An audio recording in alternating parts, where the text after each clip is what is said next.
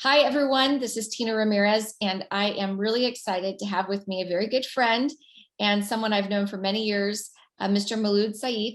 Mauloud, as I call him, is the ambassador of the Sahrawi people in Western Sahara, and he's actually in exile. So he actually lives in one of the largest and oldest permanent refugee settlements in the world in Algeria, which is right outside of Western Sahara. We're going to explain all of that. But Mauloud is someone that I got to know when I worked on the Hill for the US Congress on the Western Sahara issue. And I got to travel to Western Sahara with Mauloud, and I've actually been there a couple of times. And so Mauloud, thank you for being with me. I'm so excited to have you here. Thank you very much. And it's a pleasure to be with you, not just being with you, being a very close friend and a good friend of mine. And also I want to congratulate you and thank you for the great job that Hardwire is doing all around the world. Thank you, Mauloud. Well, I would love to start out, Mauloud. Most people don't know what the Western Sahara is, or that, the refugee settlement there. I mean, we think refugees and maybe they think Iraq or Syria or, I don't know, Burma, but this is really one of the oldest and largest and most permanent refugee settlements in the world. And so it's something that we should be aware of. So how in the world did the people of the Western Sahara come to become refugees? Thank you very much for this question. And as you know, Africa was divided among the European powers in 1984, and Spain took Western Sahara. And since then, Western Sahara was a Spanish colony. And the people of the Western Sahara, of course, like the rest of Africa, they wanted to become independent. The United Nations since 1960, early 60s, supported the right of the people of Western Sahara to have their own country. And after the discovery of so many resources in the Western Sahara, in particular the phosphate, and being one of the richest parts in the world when it comes to fishing, so Morocco started claiming Western Sahara as part of Morocco. The United Nations, they supported the right of the people. They never supported the right of Morocco on the land. So at the insistence of Morocco, the issue was taken to the International Court of Justice because Morocco claimed that Western Sahara is part of their countries for centuries, according to them. And on October 16th, 1975, the International Court of Justice came up with a very clear ruling where it says that Morocco had no right on the land and never had sovereignty on the territory of Western Sahara, and therefore the people of Western Sahara are entitled to self-determination through a free and fair referendum. The same day that the International Court of Justice made this ruling, Morocco decided to invade the territory. He was joined by Mauritania, because the French, who have been playing a very negative role in this conflict, they pressured the Mauritanian government to be part of this conflict and to divide Western Sahara between Morocco and Mauritania. This, of course, led to a war between the Sahrawi people and Morocco and Mauritania at that time, which resulted in the exodus of tens of thousands of Sahrawis that fled to the refugee camps now in Algeria. It was very difficult to reach Algeria because during the exodus, when the people were trying to reach the refugee camps, they were bombed and shelled every day by the Moroccan Air Force with napalm and all kinds of bombs. So this is why the Sahrawis are today in these refugee camps on the border with Algeria in Tindouf. Wow. And Mauloud, tell me, where were you when that happened? How old were you? What were you experiencing then? Like most of the Sahrawi youth at that time were just expecting to have a normal life. But of course, when we saw that that our country was invaded, so we had no other choice but to try to defend our country. And I was, before going to the refugee camps, I was in Spain studying law with my brother, who was studying engineering. Of course, before the Moroccan invasion, we had the Polisario, which was founded 2 years before in 1973, and we were members of the Polisario Front. So as soon as we decided that the Sahrawi people are going to take arms against the new invasion, all the Sahrawis, the majority of the Sahrawis, decided to live their normal life, whether they were in the business or studying or whatever, and go and join the resistance. So that's why in 1975, just as soon as the Moroccans invaded Western Sahara, I went to the refugee camps. Were you separated from your family at all during that time? Of course, like my case is the case of every Sahrawi. All Sahrawis have, their families were divided. As I told you, I was studying in Spain, so I made a stopover in the Western Sahara to see my father and my mother just to say goodbye, knowing that probably chances that I will never see them. So that, of course, like for any human being, it's very difficult when you say goodbye to your mother or your father and knowing inside of you that you'll never see you, so that's what really happened later, because since then I never saw my father since 1970, since October 75. Wow.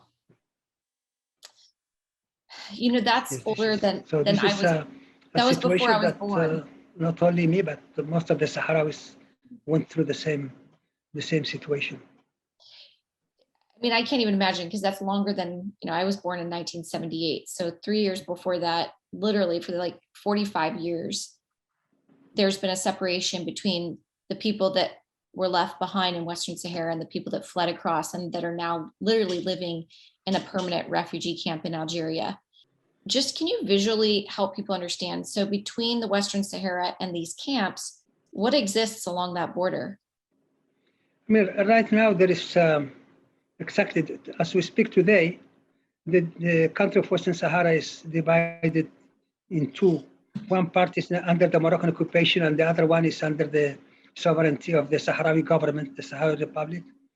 And the Moroccans, what they did was to build a long berm, military berm, which over 2,000 kilometers, and where there is about 8 million landmines all along that berm. So I mean, there is no place with more landmines right now than in the Western Sahara. So this is the division that exists between the occupied territory and the liberated area, and also the refugee camps. And there's no way you can get back in unless you go through Morocco to get into the Western Sahara, the occupied part. Is that correct? Yeah, for the occupied part, of course, there is for the Moroccan, you have to go through the Moroccan the occupation forces, which is not very easy, and especially for journalists, it's almost a very challenging mission to visit the the occupied territories. Yeah, if not impossible. Yeah. So I guess I'm fortunate because I'm one of the few, when I worked for the US Congress, was able to go to the refugee camps with you. And it was, I don't know, 120 degrees outside in the middle of the summer. Is that right? Yeah. And there's no air conditioning. And I mean, it's just tents in the middle of a desert. And we have some pictures that I'll try to show so that people can see it. But it was very rudimentary. I mean, there's no economy there because you are completely dependent. Off of the government of Algeria living in these refugee camps. Is that right? Yeah. How do the people there survive? I mean, this is when we came there, I don't think in the record that there was no human being who lived in that place exactly where we lived. We know that when we came there, we know we'll make it. We didn't know how, but we know that we'll make it. So, but there was no infrastructure. We have to look for the water. Which is the essential for living anywhere in the planet, especially in the desert.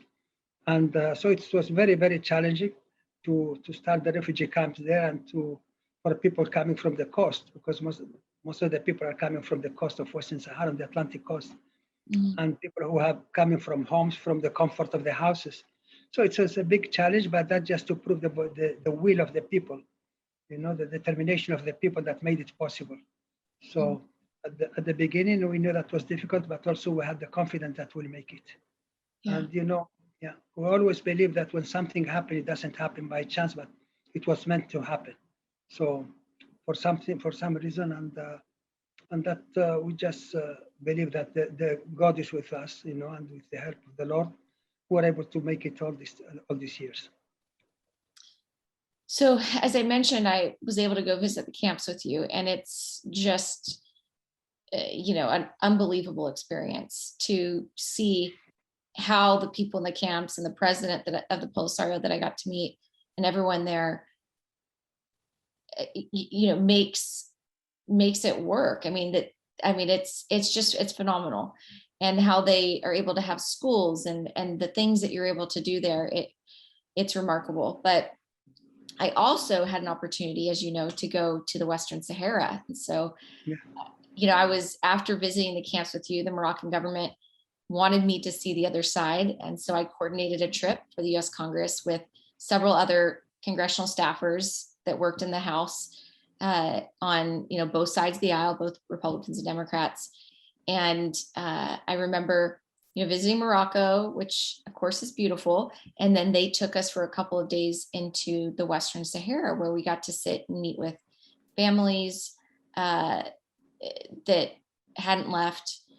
And it was really interesting because I knew going into it that this might happen, but I remember that you sit in this big hall, and some of the families that were presented to us talked about how the Polisario were holding people hostage in the camps and not allowing them to come visit them. And so, of course, for all these congressional staffers, they are horrified this is happening. How dare they? And so when we got home, I was very gracious to the people there, and I asked them for their names and for the names of their families that were being held in the Polisario areas purportedly. And when I came home, I wrote to MINURSO, which you'll have to explain what MINURSO is, but the UN mission in the camps. And I said, these are the names of people I'd like for you to check with them if they're being held against their will, or if they have the ability to leave. And so we sent a formal letter to this UN body that has nothing to do with the Polisario. And they wrote us a formal letter back to the US Congress saying, they left of their own free will. They are here, freely. There is no one holding them against their will. Whatever their family members are saying is just simply not true. And I share that because that really kind of illustrates the challenge that you've been facing for 45 years now, and the struggle.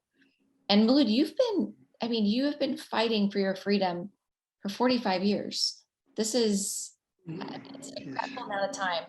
And I know you, and I know that your spirit, you still have, you still have hope.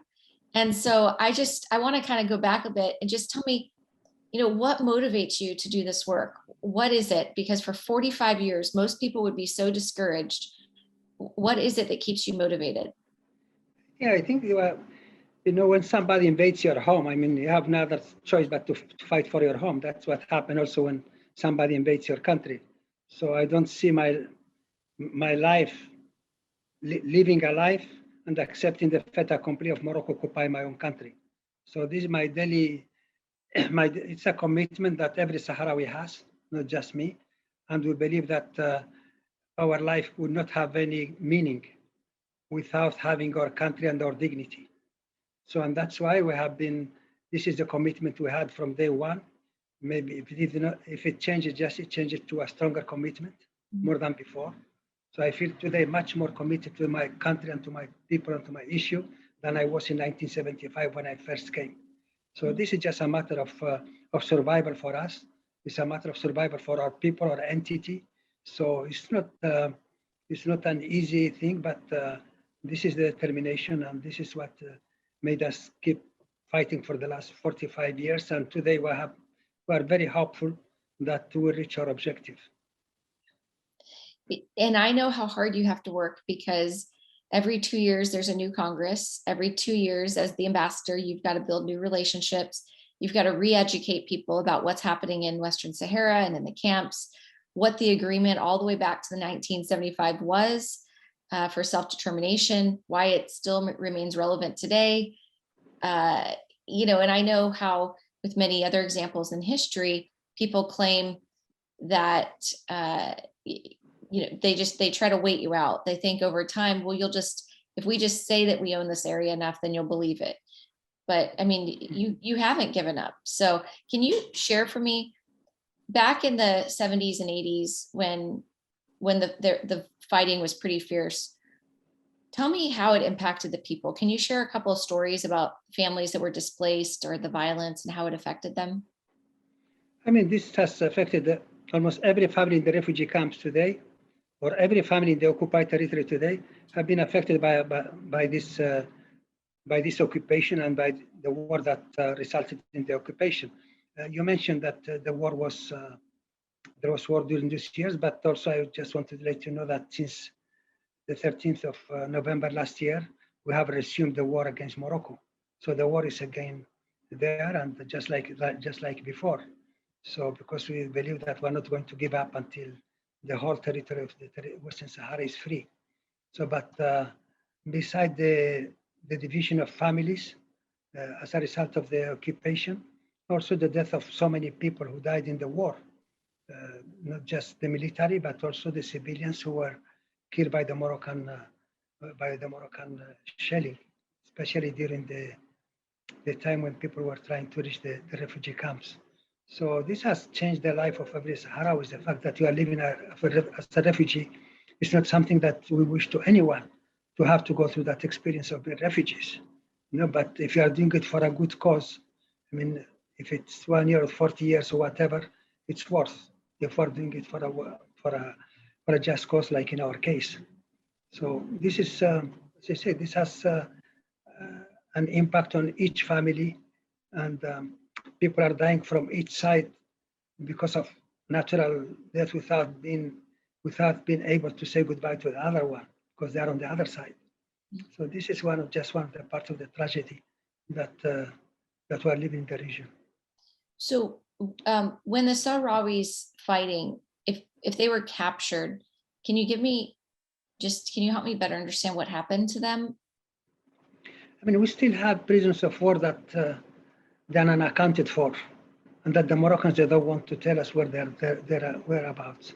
These are people that we gave their names to the Red Cross. Of course, we had Moroccan prisoners. All those Moroccan prisoners were treated fairly, very nice, according to the rules of the International Red Crescent and the Geneva Convention, and which all of them were sent back to their home at the right moment after the negotiation. In our case, we have prisoners that up to today, we don't know whether they're still alive or where they're buried. So this is, we speak about military, but worse also is the situation with the civilian population in the occupied territory. So during the war, I mean, who came to your aid? Who helped you? Did anyone, I mean, did Mauritania, did anyone stand with the Sahrawi during that time? With Mauritania, we understood that they were part of this war because of the French forced Mauritania to be part. But the Mauritanians,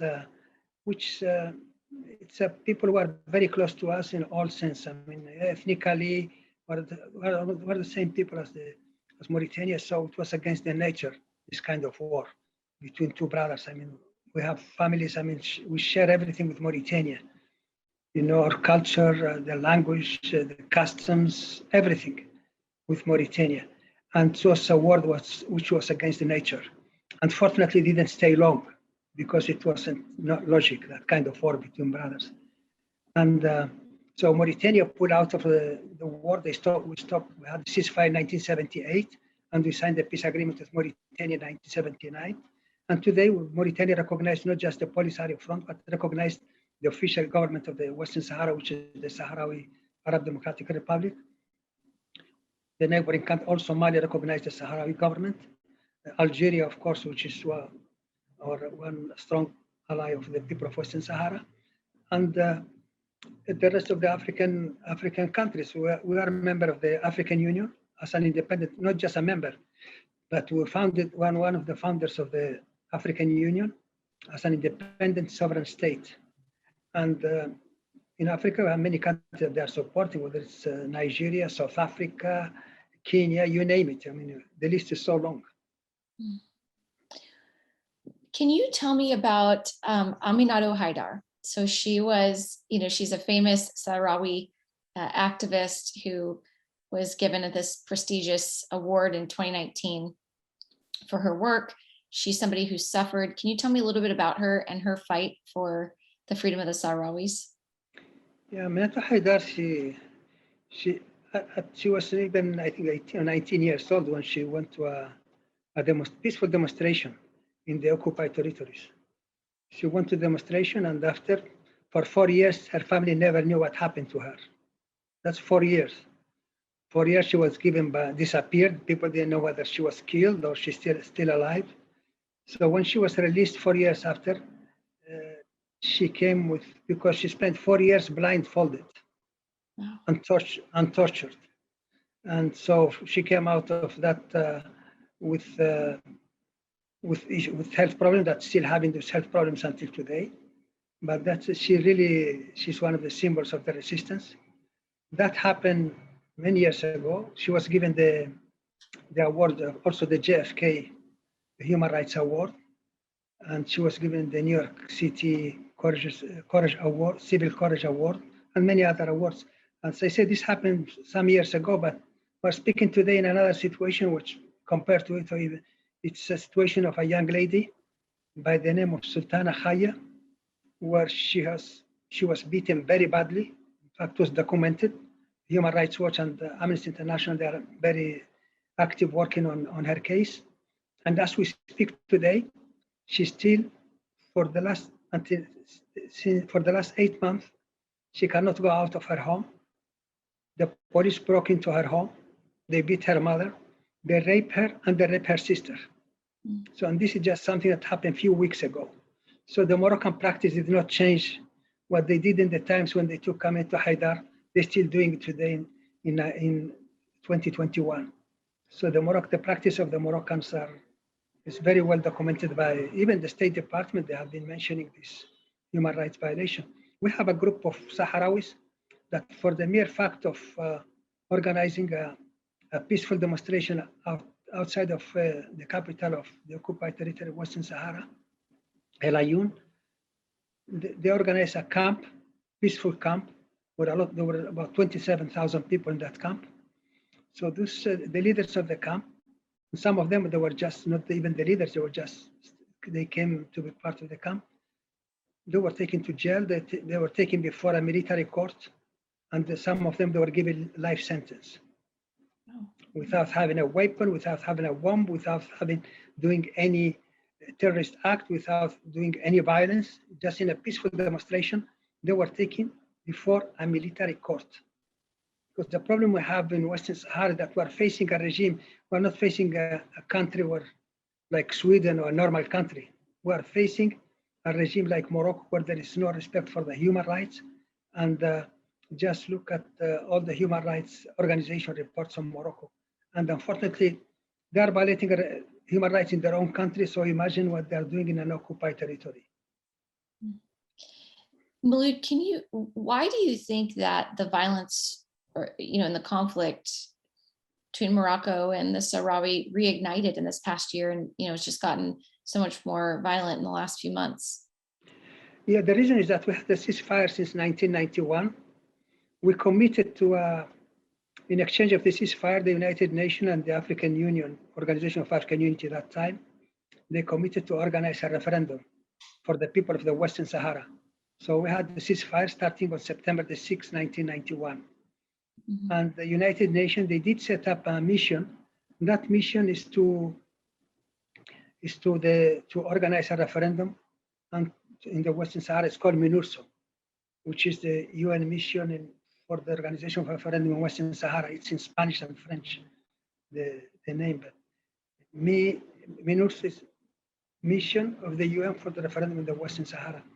So, but as soon as we had the ceasefire in 1991, the Moroccans started bringing all these settlers into the territory to have them as voters, because they know that the Sahrawis will never vote for Morocco to support the Moroccan in the occupation of Morocco or to be part of Morocco. So they brought tens of thousands of Moroccans from inside of Morocco to the main cities in the Western Sahara to complicate the issue for the United Nations and to present them as genuine Sahrawis. So the United Nations, they had to go through a long process of identification. In 1997, the UN appointed former Secretary of State James Baker with the assistance of Mr. John Bolton. And they were tasked with the task of coming up with a final list of voters through a mechanism that was established by the UN through what they call the UN Identification Commission, where every person who said that he's from Western Sahara should come before the commission, and there are certain criteria that he has to meet. So it took them several years to end this process. And in the year 2000, Mr. Baker was able to come up with a final list of voters, which of course, all the Moroccans did not meet any criteria, and they were not accepted in the voter list, only the genuine Sahrawis. And in that case, Morocco then refused to go ahead with the idea of having any referendum. Then the United Nations, they start with the support of the French. They start creating some problems for the task that Mr. Baker was in charge of. And Mr. Baker resign. And the United Nations, they appointed several UN envoys since then. And unfortunately, because of the French, the UN was not able to fulfill its commitment. It was not able to organize the referendum promised to the Sahrawi people. And last year in November 13th, the Moroccan troops, they crossed because in the ceasefire, there is a line that both sides should not cross. And that's why we have the UN troops there.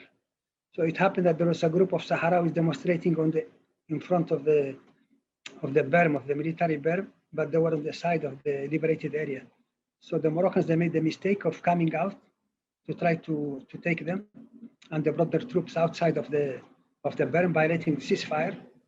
We did tell the Moroccans before then that in case they break the ceasefire, that will be the end of the ceasefire.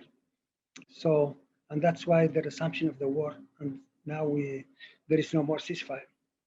Mauloud, last year, something changed in US policy towards Morocco, or at least attempted.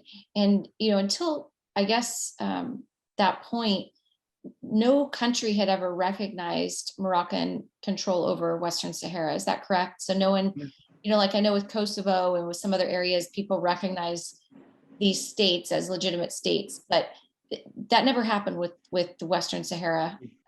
There's never been recognition of Moroccan control over Western Sahara. Is that correct? Yeah, the first time that we had this violation of international law in such a way like the one former President Donald Trump did, in a business deal, we understand that Mr. Trump is very good at the real estate, but Western Sahara is not a real estate that belongs to him. So for him to give Western Sahara to Morocco, which doesn't belong to him, so that was in exchange of Morocco recognizing Israel. So that was the decision that Mr. former President Trump did last year. But this is a decision that does not change the nature of the conflict, does not change anything. How did Congress respond? Because the presidents can declare all they want, but it didn't actually change US policy, did it? What actually happened? We think the decision the response was so strong from the US Congress, both House and Senate. We have from the House and the Senate, there was a statement on the same day rejecting this and saying that it's illegal, it cannot be done, and recalling the commitment of the United States to support the United Nations process, the right of the people to self-determination. So I don't think that the administration of Mr. Trump thought that the Congress would have such a reaction. Not just members of Congress, but also we had Mr. James Baker, who wrote op-eds in the Washington Post, Mr. John Bolton. We have, this is a lot of international, the United Nations were one of the first to come to make a statement against Trump's decision, the African Union. Also, this was Republicans and Democrats. These are Republican Democrats. This is, for instance, there was a letter which was started in the Senate by Senator Inhofe and Senator Leahy. You can't have better combination of Democrats and Republicans as these two and together. And there was the leadership from both sides. You can identify names there from the leadership of both. And it was about 28 senators from both parties that they sent a letter to President Biden. And also we have members of the House, like Elliot, the former chairman of the International Relations Committee. On the same day, he said he supports the Abraham Accords, but he cannot support a violation of international law, like in the case of Western Sahara, because we are opening a precedent, So, and many other members of the House. What would you say to President Biden about policy on Western Sahara then? What do you think his policy should be? I know that with Biden, he's a man, as you know. I have been in Washington for over 30 years now, and I remember when he was chairman of the Judiciary, he was chairman of the International Relations Committee, and no one knows better than him international policy and the legal issues. So I'm sure his heart should be just with the legality. So I don't expect him to endorse such kind of violation of international law. He's a man who is really expert on international relations and also on legal issues. So we're confident that sooner or later the administration will realize that what Mr. Trump did was something which is wrong and cannot be part of a policy of any civilized country. So let's talk a little bit about the camps. I've not only been there once, but I was there twice. I was there for as a congressional staffer to just visit, and then afterwards to observe some dialogues that you had in the camps. And I would love for people to better understand what is life like in the Sahrawi refugee camps. So you have a government structure. I met your president. Can you tell me a little bit about just the system? What is life like in the camps? You're sending your kids there this summer. So, you're part of the camps too. Describe it for me. The camps, they're not like the normal camps that you'll see some other places. They have been very, very well organized. And I think that when you look at the educational system that we have in the refugee camps, which is one of the things that we're really very, very extremely proud of, is the education system that we have. As you know, we have the second highest literacy rate in Africa. And just for tell you how maybe one of the reasons why we reach to that level of literacy, during the war we had, we know that we are going to make mistakes, but we try to avoid mistakes done before us. So we thought that during the liberation war, it's very important not to ignore the education.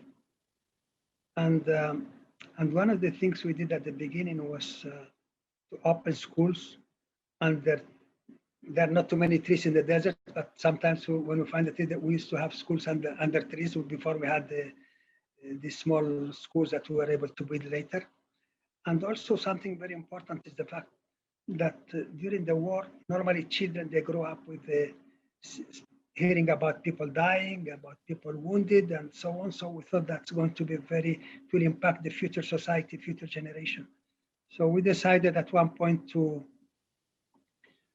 take a small group of Sahrawis, small children of Sahrawis, to Spain, just to show them the other side of the coin. Not everything is just about killing. Not everything is about tragedy, but there is people who are happy when there is no war, when there is no occupation. So that's why we started with this the group of 50 children, which many other countries, they saw this program that we have, they liked it, especially the Spanish government and the autonomous regions. They start endorsing this project, and they start helping us by bringing children in the summer to Spain.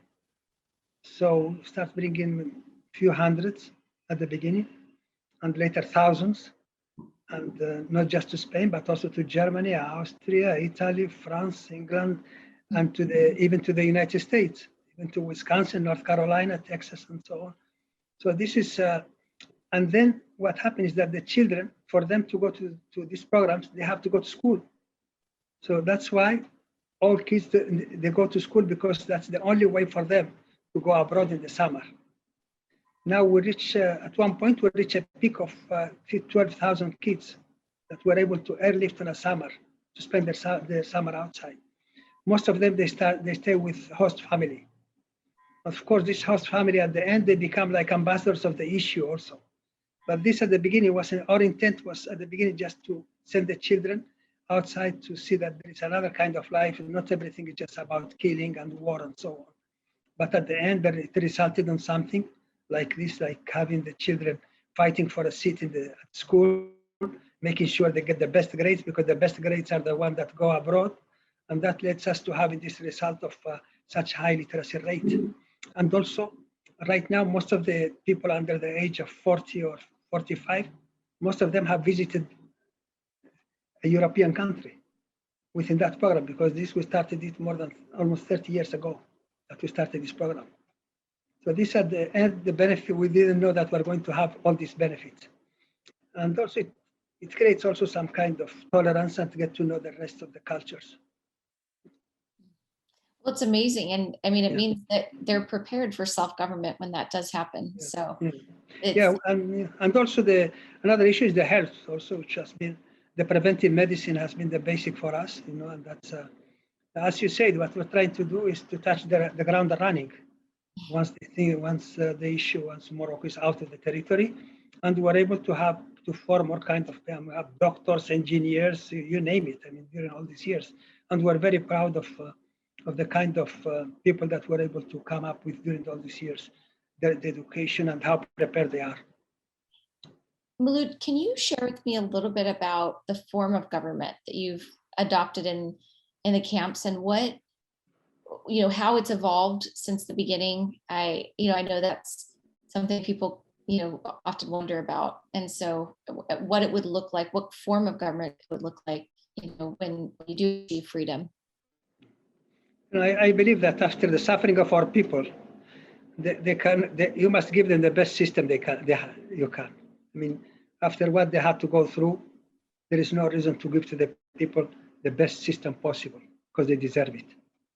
In our case, we have a system where every 4 we have election. In fact, the last election was a few years back, and we elect the president, the leadership, the parliament, and also we have a quota for the women to be in the leadership, both in the policy leadership and in the parliament. And so there is a democracy where the people, they choose the representative, or that it's in the policy leadership or in the parliament. And also at the level of the community in the camps, people who run the camps, there is the localities, there is different structures in the camp. And at every level, whoever runs is elected by the people.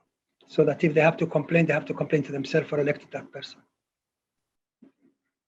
Well, that's amazing. And I mean, I've seen it in action myself when I visited. So the other thing I saw when I was there was I visited for these dialogues that you have between churches from the United States that come. And for people that don't know, the Sahrawi people are Muslim and you speak Spanish, which is, unusual. So, in the middle of the desert, there's a group of people that speak Spanish because of the Spanish, it was a Spanish colony, and also Arabic, an interesting dialect of Arabic, and I guess even some indigenous languages because of the Berber Amazi, indigenous culture there. So you'll have to tell me a little bit about that. But yes, in our case, our dialect is Hassaniya, which is the one spoken in Mauritania and also in the northern part of like Timbuktu and some areas, but it's Hassaniya.